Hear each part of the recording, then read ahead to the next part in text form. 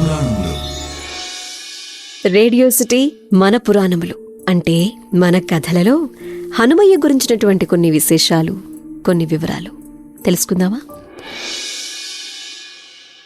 సీతమ్మను అన్వేషించటానికి హనుమంతుడు లంకలో ప్రవేశించాడప్పుడే. ఆ సమయంలో వాతావరణం చాలా అనుకూలంగా ఉందట.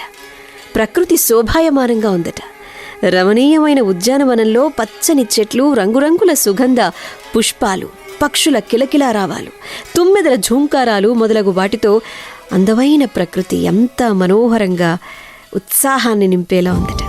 హనుమంతుడికి మాత్రం ఏమిటో ఆ సౌందర్యం అస్సలు దృష్టి కానడం లేదు.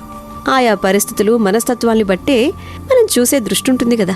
హనుమంతుడు కాలక్షేపం కోసమో, మరి ఆనందంగా సమయాన్ని గడపటం కోసమో అక్కడికి వచ్చారా? అందుకు కాదు లంకకు వెళ్ళింది. సీతమ్మను అన్వేషించటం మాత్రమే అతని ఉద్దేశం. సీతమ్మ కనిపించే వరకు మనశ్శాంతి లేదు అతనికి. సీతమ్మ జాడ తెలిసిన తరువాత ఆమెను శ్రీరామచంద్రునికి అప్పగించటమే అతని బాధ్యత. అదంతా నెరవేరే వరకు హనుమంతునికి మనసు స్థిరంగా ఉండదు. అందుకే హనుమంతుడు అస్థిరంగా, అస్థిమితంగా ఉన్నాడు. హనుమంతుడు ఒక్కసారిగా ఎగిరి గంతు వేసి ఒక పర్వత శిఖరాన్ని ఎక్కి కూర్చున్నాడు. ఆ కొండ అంచుభాగం హనుమయ్యకు బాగా అనిపించింది. ఇదెంతో అనుకూలంగా ఉంది. దీన్ని శిబిరంగా ఏర్పరచుకోవడానికి యోగ్యంగా ఉంది. మధుర జలాలున్నా ఇంకా విశేషం ఏంటంటే ఇక్కడ కూర్చుని చూస్తూ ఉంటే లంకంతా చక్కగా కనిపిస్తోంది. ఇది ఆయన అనుకున్నారు. అలా అనిపించగానే ఇక పని ముగిసే వరకు అక్కడే ఉండాలనుకున్నారు. ఇంకా దుర్గమమైన లంక విషయాలు తెలుసుకుని, అనుసరించవలసినటువంటి ప్రత్యేక విధానాన్ని వివరంగా అవగాహన చేసుకుని, సీతాన్వేషణ ముందు అత్యంత ఆవశ్యకమైనటువంటి సంగతి గురించినటువంటి వివరాలన్నీ దృష్టి యందు ఉంచుకుని అక్కడే ఉండి లంక గురించిన అనేక విషయాలను అర్థం చేసుకున్నారు. హనుమంతుడు తన శరీరాన్ని భారీగా పెంచారట.